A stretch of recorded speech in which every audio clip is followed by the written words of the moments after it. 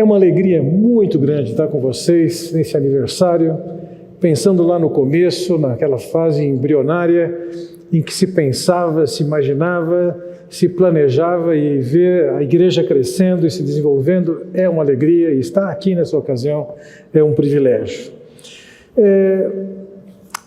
Eu aprecio muito um assunto que é a apologética.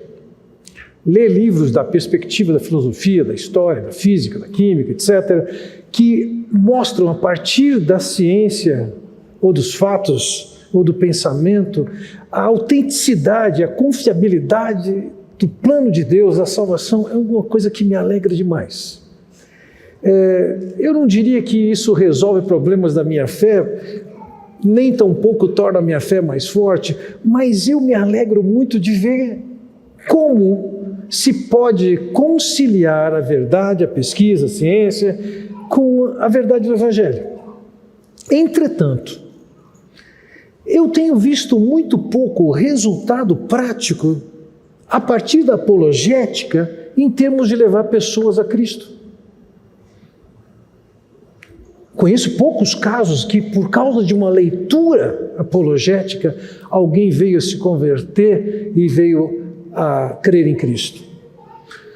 Por outro lado, eu encontro testemunhos de experiências de pessoas que tiveram com o Senhor Jesus Cristo, que elas são absolutamente marcantes. Quando eu olho para as experiências de pessoas com o Senhor Jesus Cristo dentro dos próprios evangelhos, eu me alegro profundamente e sei que aquilo teve um impacto tremendo. Pense na conversão de um Levi, era considerado uma escória. E de repente ele é alcançado pelo Senhor e segue o Senhor. Imagine então, mais do que ele, o Zaqueu, que não era somente um cobrador de imposto como Levi, mas era chefe deles. Essas conversões devem ter balançado demais as estruturas da sociedade em que eles estavam. Quando eu penso também na mulher samaritana, que impacto que teve aquilo? Quando ela volta para a cidade e conta da experiência dela com Jesus, aquilo teve uma força tremenda. Ou imagine o endemoniado gadareno, que teve uma transformação tão radical e imediata, que as pessoas ficaram espantadas com o que o Senhor Jesus Cristo podia fazer. Eu aprecio muito ouvir testemunhos de como as pessoas chegam a Cristo. E tenho certeza que essa experiência de viver com o Senhor Jesus Cristo não só alegra o coração, mas inspira nas pessoas o desejo de conhecer do Senhor Jesus Cristo. Tempos atrás, um homem que foi batizado na nossa igreja contou o seguinte testemunho. Ele era garoto, estava jogando bola, e quando alguém em algum momento chutou a bola para longe, e um deles foi buscar a bola. Só que quem foi buscar a bola não voltou.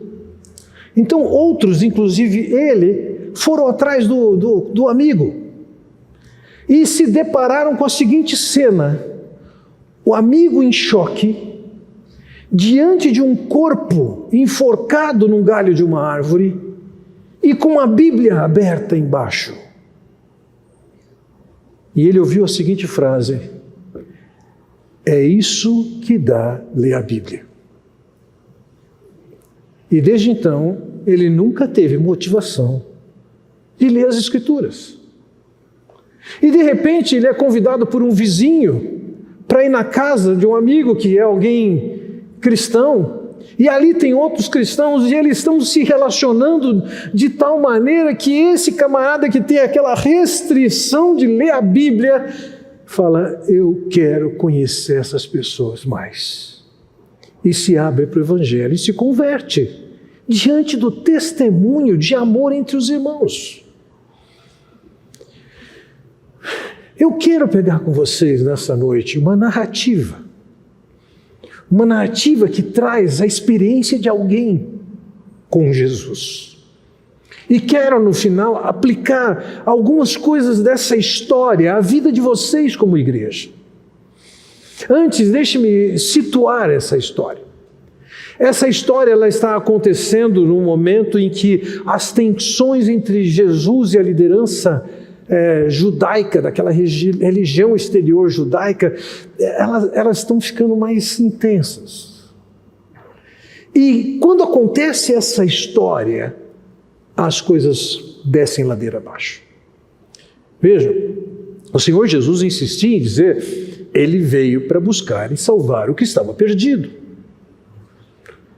Os fariseus não concordavam com isso, eles tinham a sua própria justiça, eles achavam que não precisavam de perdão, e assim vai. Mas olha o que o texto diz nos fatos que acontecem depois dessa história. Passaram os escribas e fariseus a arguí-lo com veemência, procurando confundi-lo. Eles procuravam palavras que fossem motivo para o acusar. Ou no capítulo 14 de Lucas diz, aconteceu que ao entrar ele num sábado na casa de um dos principais fariseus para comer pão, eis que estavam observando. A partir da história, da narrativa que nós vamos contemplar nessa noite, as coisas se intensificam em termos da liderança judaica investigá-lo e acabar levando ele à cruz. Vejam, a história é que o Senhor Jesus é convidado por um fariseu, Simão, para um banquete na sua casa. O que aparentemente parece ser um ato de honra. E ele vai a esse banquete. E naquele banquete, entre outras pessoas, tem uma mulher, creio eu, disfarçada, que em dado momento ela começa a chorar sobre os pés de Jesus, numa expressão intensa de devoção. E o fariseu tem um comentário a fazer. E o Senhor Jesus, no diálogo que ele mantém com aquele fariseu, ele demonstra que a reação da mulher é compatível com a experiência que ela teve. Essa história está em Lucas, capítulo 7, versículos 36 e 50. Essa história é pitoresca. Eu chego a pensar que há tantos elementos nesses cerca de 15 versículos que dá para fazer um filme em cima disso. Fábio, dá para fazer uma música focalizando o que está acontecendo aqui. Em tudo isso, o que nós podemos dizer é o seguinte, é que a vida de Cristo exalou um amor sem limites e desconhecido da esfera humana.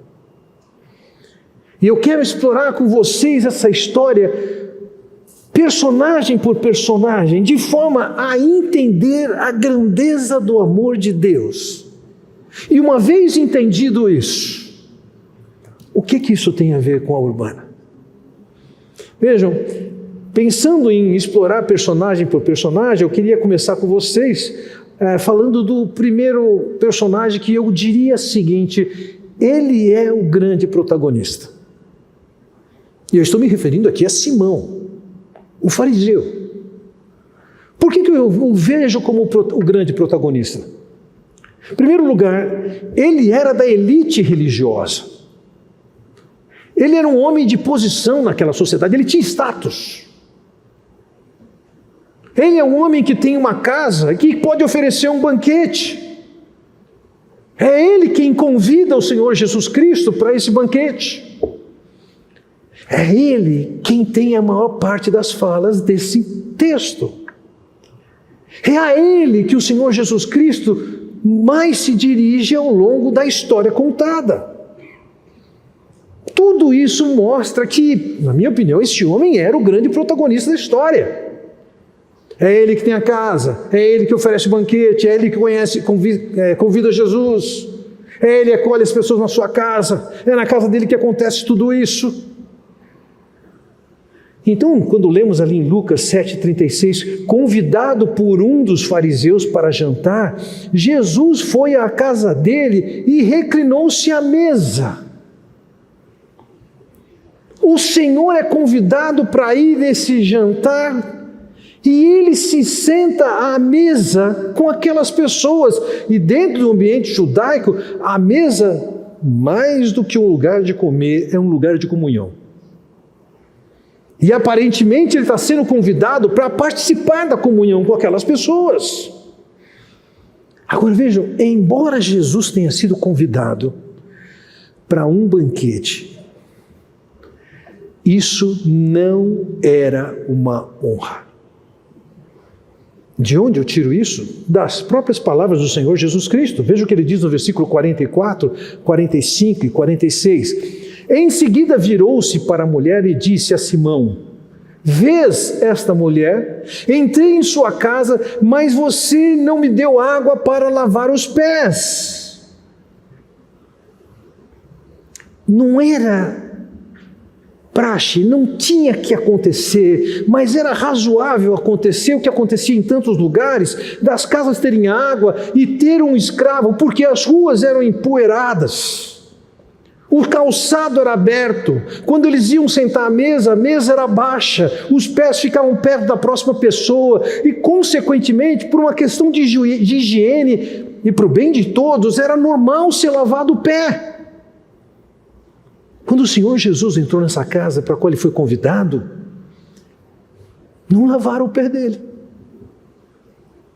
Não teve uma expressão de respeito por ele.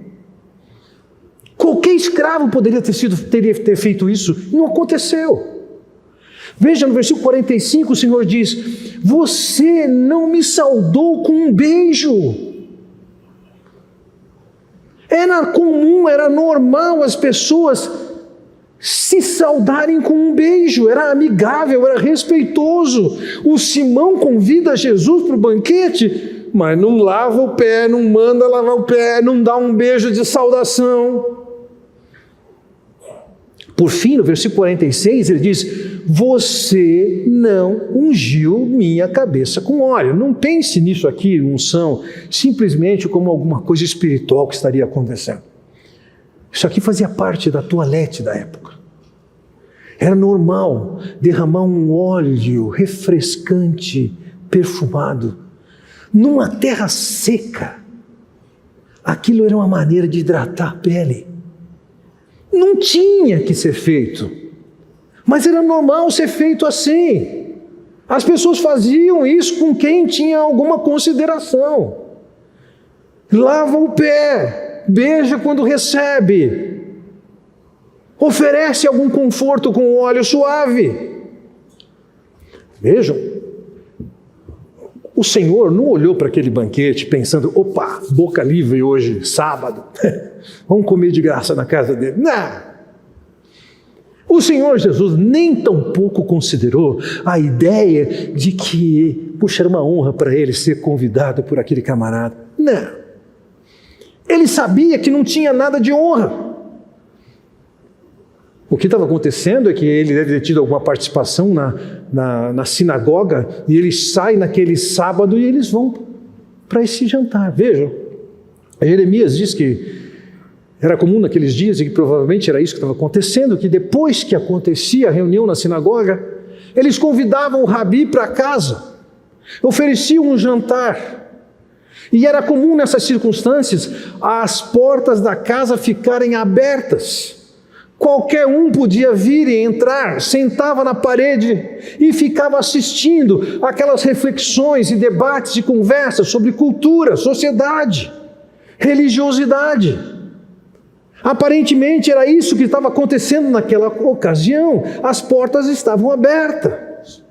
Como vimos no versículo 36, o Jesus que foi convidado sentou-se à mesa.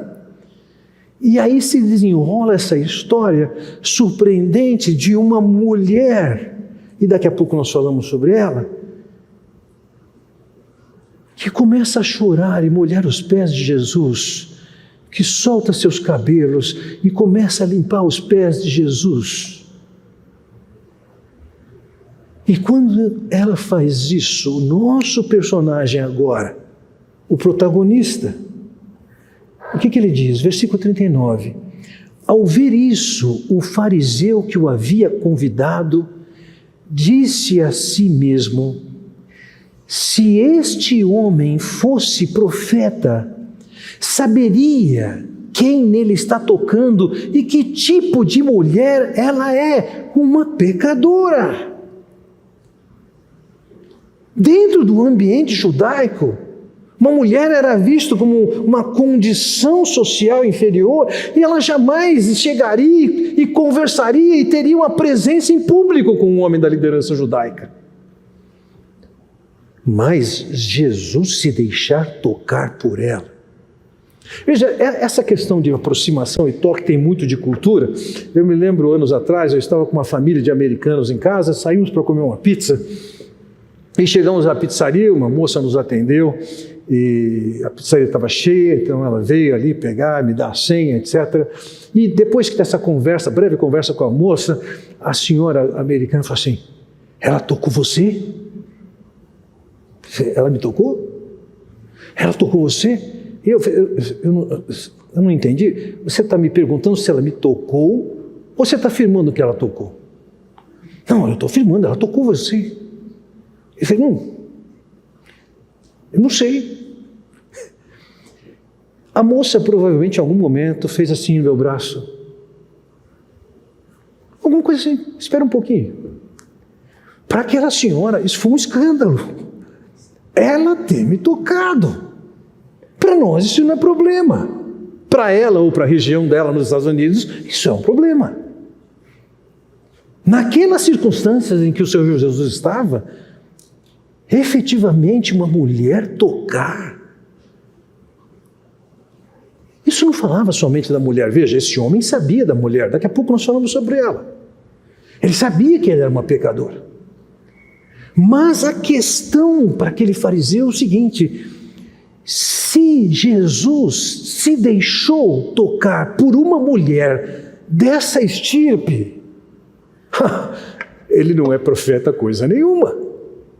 Porque se ele fosse profeta, esse é o raciocínio dele, se ele fosse profeta, ele saberia quem ela é. Se ele fosse profeta, além de saber quem ela é, ele não deixaria que ela o tocasse.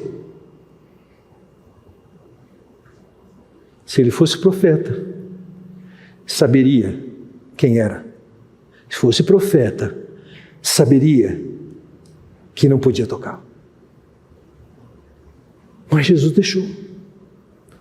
Na visão daquele fariseu, essa experiência é suficiente para confirmar para ele o seguinte: ele não é quem ele diz ser, ele não é o Messias.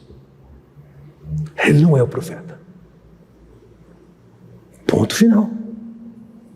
Ela é de má reputação.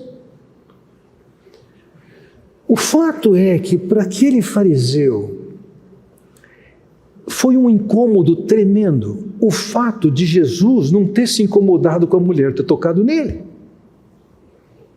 É um caso mais ou menos da americana que estranhou demais eu permitir que ela me tocasse. É interessante.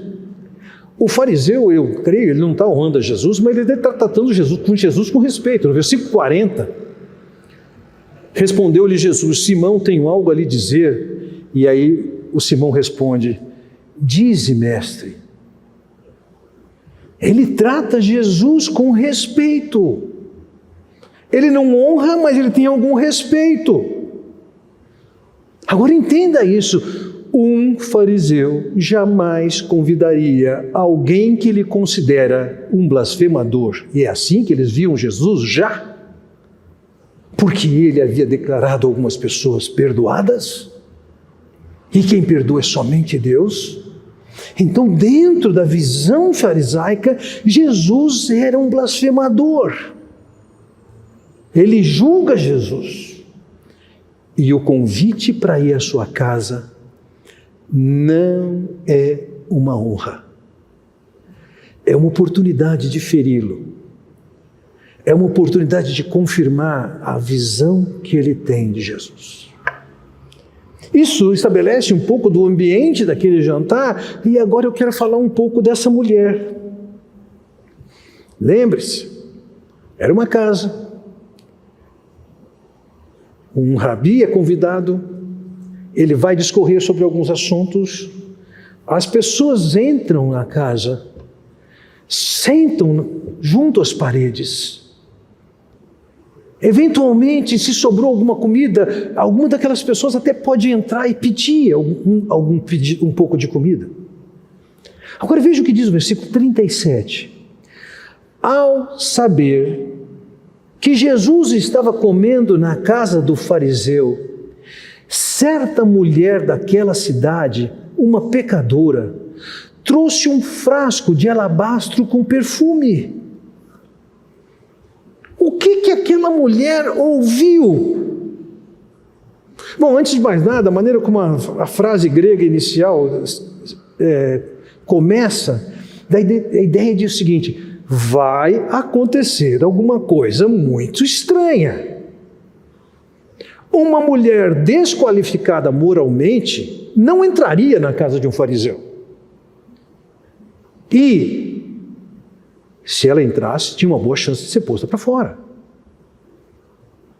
Mas escureceu. A iluminação são lamparinas. Aquela mulher pode ter se vestido de uma tal forma que as pessoas não a identificaram inicialmente quem ela era. Sabe-se que ela era uma pecadora, ela era da cidade, ela tinha má reputação. O que ela fez que dava a ela uma má reputação, nós não sabemos. Ela poderia ser uma prostituta, poderia ser uma mulher adúltera, poderia ser alguém endividada, ou poderia também ser a esposa de alguém que tivesse um negócio que não era bem legal. Não sabemos do caso. Mas sabemos o seguinte, versículo 38, que ela se colocou atrás de Jesus a seus pés. Chorando, começou a molhar-lhe os pés com as suas lágrimas. Depois os enxugou com seus cabelos, beijou-os e o ungiu com perfume.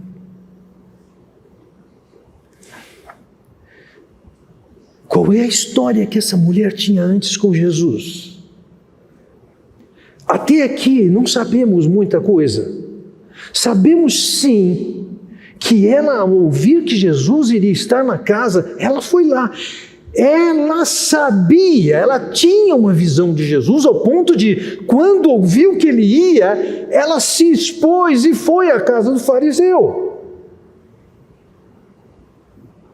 E quando ela chega lá, ela não se contém e ela começa a chorar. A expressão grega que descreve o choro dela, descreve como se fosse uma chuva leve. Ao sair do meu carro e chegar aqui, eu percebi que meu iPad tinha molhado um pouco. E talvez fosse alguma coisa equivalente a isso. As lágrimas dela caem nos pés de Jesus. E na minha imaginação, ao cair nos pés de Jesus, ela toma conhecimento que os pés dele não foram lavados, como efetivamente não foram lavados. E vindo de chinelo, ou alguma coisa parecida com seu pé empoeirado, veja, ela percebe que as suas lágrimas não somente molham, mas evidenciam a sujeira que estava nos seus pés. E o que ela faz? Ela solta o seu cabelo. Senhores, uma mulher judia não solta cabelo em público. E ela solta os seus cabelos, e o texto nos diz que ela seca os pés de Jesus. Agora entenda isso, é mais do que isso. Quando as lágrimas batem no pé com pó, ela usa o seu cabelo para limpar o pé dele. Não bastasse isso, ela começa a beijar os pés dele. O que significa? É uma expressão de afeição.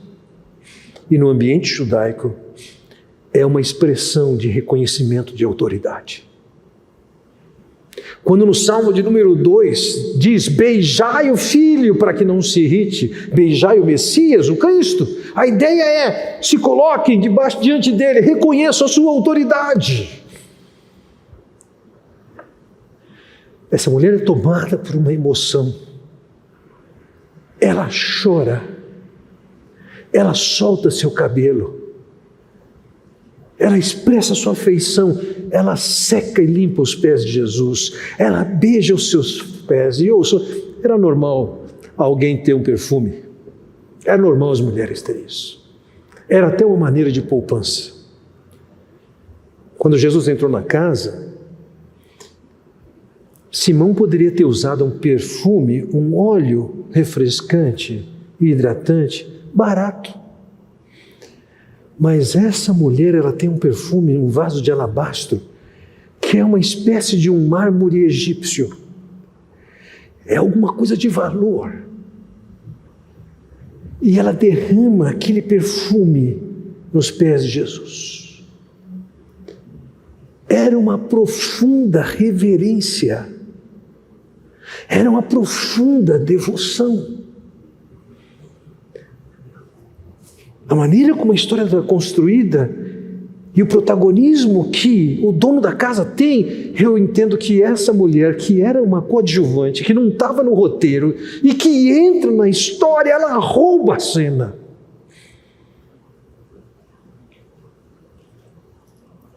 Por quê?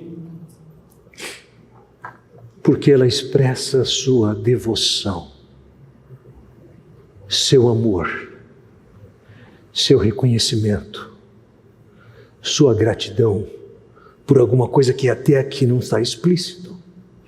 Mas veja o versículo 47.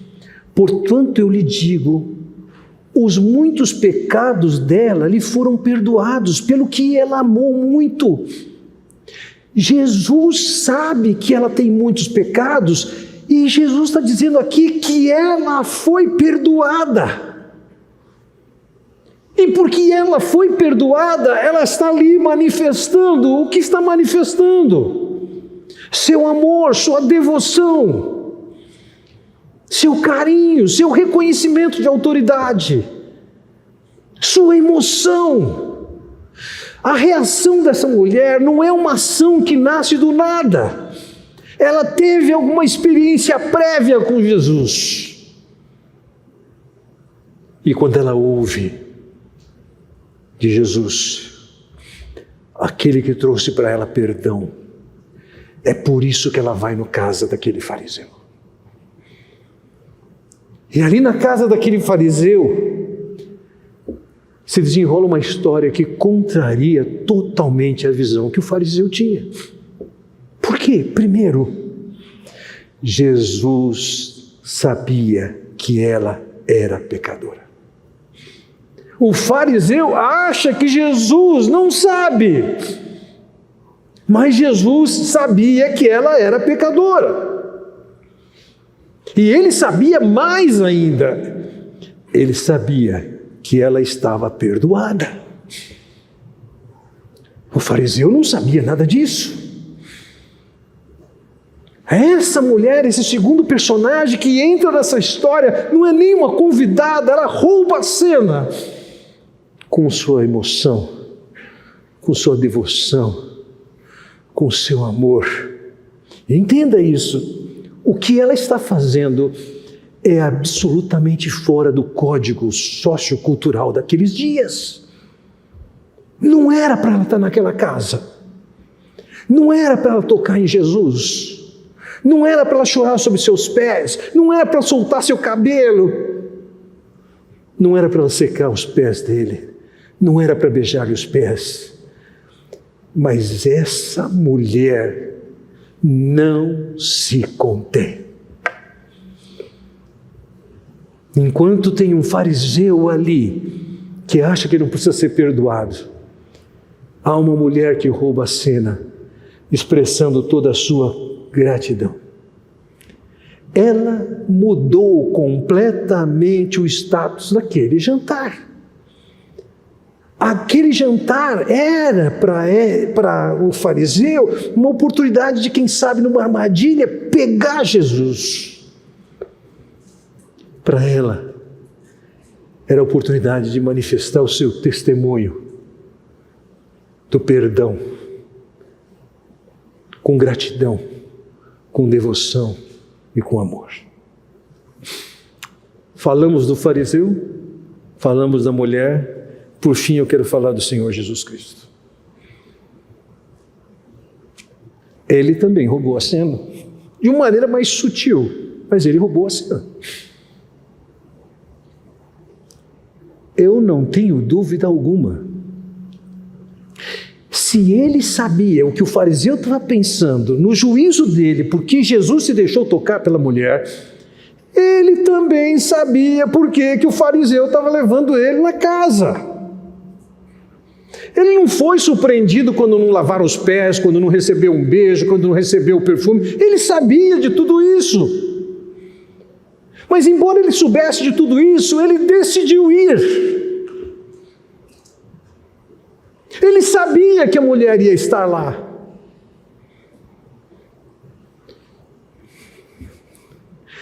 Já teve um tempo, na minha imaturidade espiritual, que eu me impressionava muito com milagres. O que eu quero chamar de milagre? Não é alguma coisa impressionante que aconteceu. Por milagre eu entendo, é quando Deus suspende a ordem natural dos fatos e intervém de uma maneira contrariando o natural. Eu estou num tempo que eu me impressiono com a providência de Deus. Eu tenho imaginado tantas vezes e visto a minha vida da mesma maneira, como se estivesse num grande tabuleiro de xadrez, com inúmeras casas, não é 8x8, infinitas casas, com tantos fatos, com tantas experiências, com tantas pessoas. E eu vejo Deus movendo essas peças, sabendo no que vai dar, acompanhando até o final da história. Isso me impressiona. Essa mente de Deus que é capaz de fazer isso me impressiona. E nessa história aqui tem um pouquinho disso, tem um pedacinho do que está acontecendo no tabuleiro. Jesus sabe do convite, recebe o convite. Ele sabe que a mulher vai lá, ele sabe qual é o pensamento do fariseu, ele fala, opa, é a oportunidade de testemunhar do Evangelho. Vou lá. Não tem nada estranho, não tem nada novo para ele, ele sabe da dissimulação do fariseu, mas ele quer ir lá.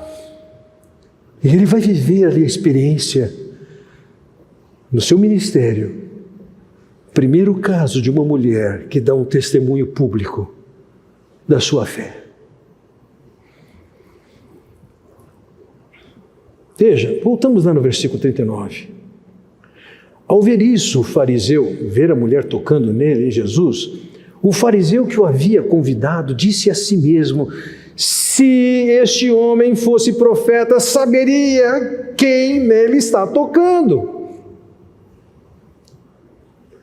No versículo 47, Jesus diz, portanto eu lhe digo, os muitos pecados dela lhe foram perdoados.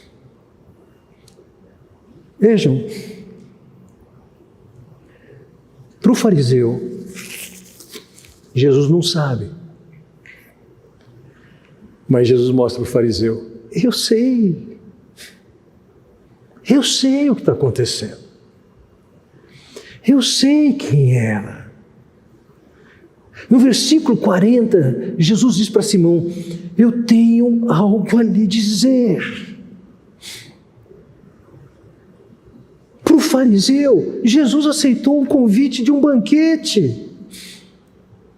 Para Jesus, ele tem algo a dizer. Ele sabe por que está naquele banquete, não é por causa da comida livre. Ele sabe o que se passa com Simão. E ele diz para Simão: eu tenho alguma coisa para te dizer. E o Simão respeitosa diz: fala, mestre. E o Senhor Jesus coloca um assunto, uma maneira típica judaica, de um rabino judaico. 2 homens deviam a um certo credor. Um lhe devia 500 denários e o outro 50. Entendamos o seguinte aqui: o denário era o salário de um dia de trabalho. Um soldado ganharia 1 denário por dia. Poderia chegar no final do ano ganhando 360 denários. Isso era classe pobre.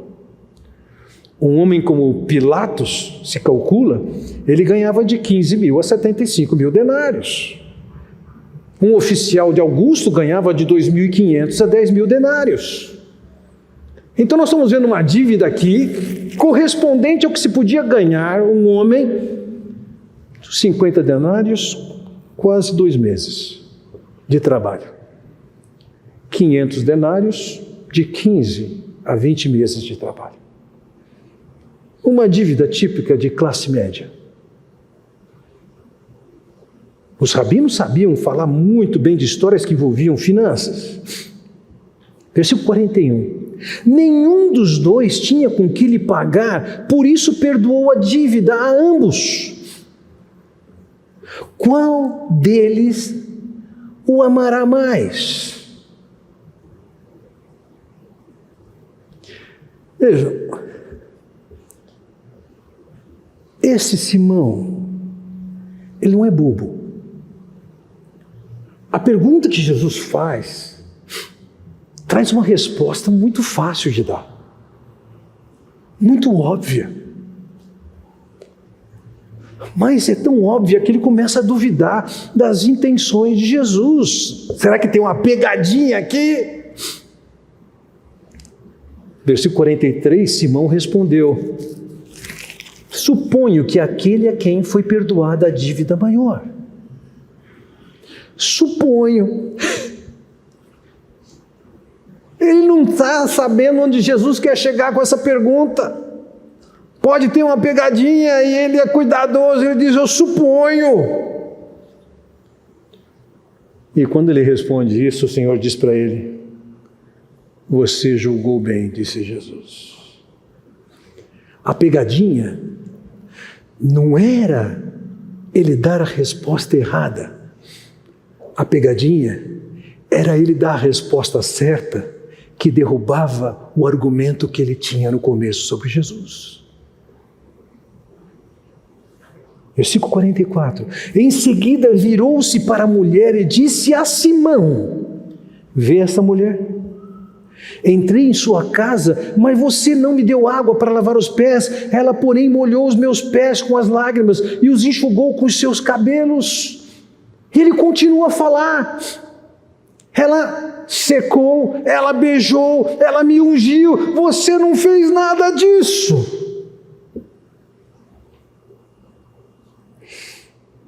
Então, versículo 47, Jesus diz: portanto, eu lhe digo, os muitos pecados dela lhe foram perdoados, pelo que ela amou muito. Mas aquele a quem pouco foi perdoado, pouco ama. Simão, é simples. Você é o cara que acha que não tem pecado, você é o cara que acha que tem moral para chegar diante de Deus. Por causa disso, você não tem nenhum amor por mim.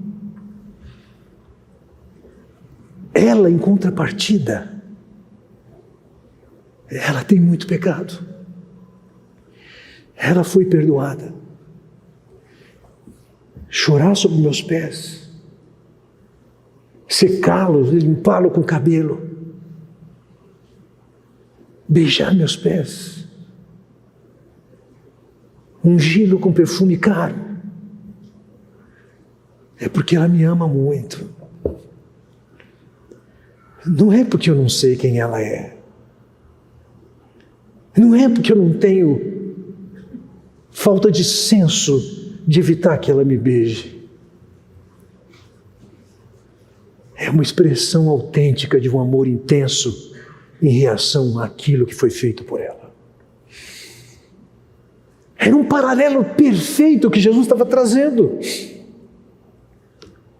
Versículo 48, o Senhor se dirige a ela e diz o seguinte: seus pecados estão perdoados. Jesus disse à mulher: sua fé a salvou. Versículo 50, vá em paz. Ela tinha sido perdoada e ela tinha sido salva por Jesus. É por isso que ela está naquele jantar. É por isso que ao ouvir que ele ia estar, ela vai, ela se disfarça, ela não se contém. E ela apresenta toda a sua devoção grata. Lógico, as reações aconteceram. Versículo 49 diz: os outros convidados começaram a perguntar: quem é esse que até perdoa pecados?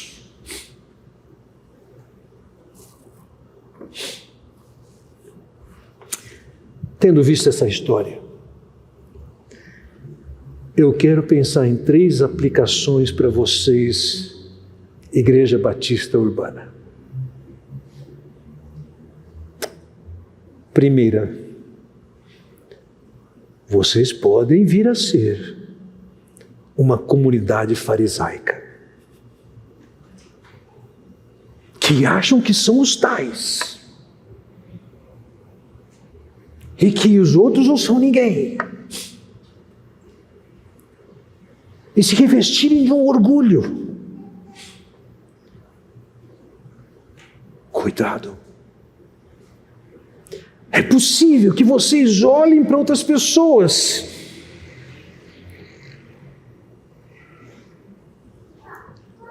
com desprezo pelo que uma mulher como aquela faz, pelo desprezo com que supostamente é a maneira com que o Senhor Jesus trata pessoas assim. Eu me lembro uma ocasião, eu estava num culto, uma igreja bastante grande, e de repente eu olho do meu lado assim, uma mulher saindo no corredor e dançando. E na hora que eu pensei, que eu vi aquilo, a primeira frase que veio da minha cabeça foi assim: o que essa maluca está fazendo? E logo depois foi assim: Fernando, calma. É a expressão de devoção, de amor, de gratidão dela. Vocês podem nutrir uma atitude do fariseu. Cuidado.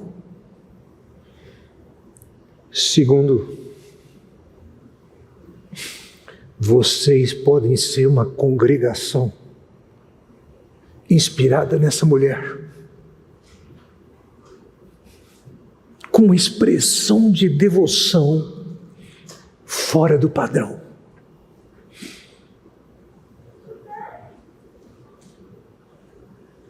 Soltar seus cabelos, chorar, beijar os pés do Senhor, derramar uma oferta de um perfume tão caro.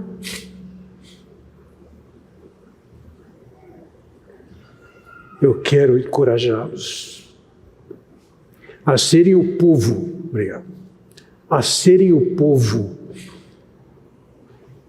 que é exagerado nas suas expressões de amor, de devoção, de reconhecimento de autoridade do Senhor, de gratidão.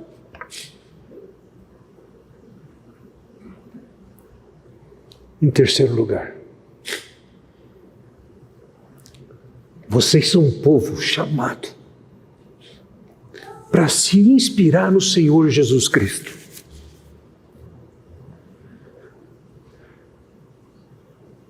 Que vai num banquete que é uma roubada. É um programa de índio.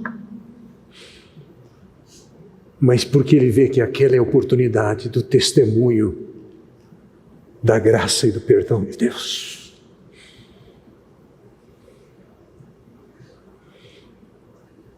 O Senhor Jesus veio para buscar e salvar o que estava perdido.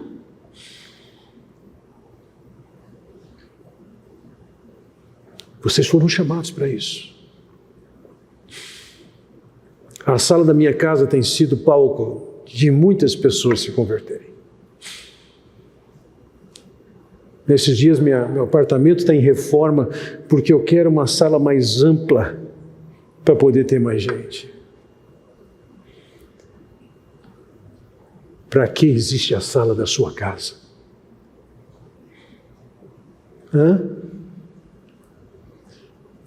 Para que você tem a churrasqueira na sua casa?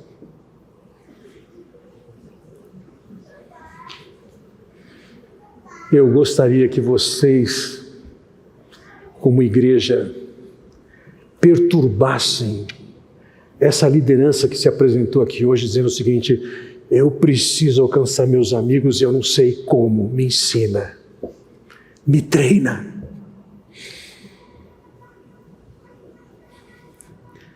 Três atitudes a serem consideradas nessa bela história do Senhor Jesus. Que o Senhor os abençoe. Vamos orar.